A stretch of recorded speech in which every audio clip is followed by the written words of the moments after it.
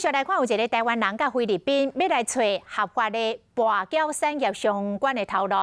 本来透过通讯的软体拢已经讲好势了，想要到伊本人去到菲律宾了后，防转卖三改，伊相当的惊讲，传消息予驻菲律宾的台北办事处来化救人，上尾也是办事处通知到菲律宾反绑票大队，甲救出来。 网络博彩极其暴利，一般净利润在53%左右。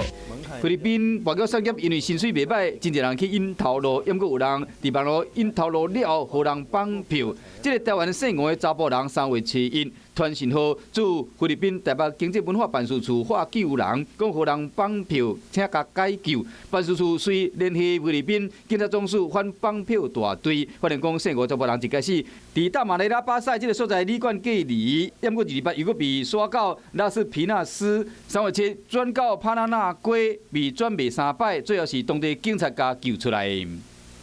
穿普色衫，这个就是互人绑票转卖姓吴的查甫人。伊甲警方讲，当时用通讯软体讲好啊，月方是人头纸13000块，差不多是新台币56000块。想要到当地，却以疫情隔离为理由，互人刷3摆位被救出来时，机会拢提掉了。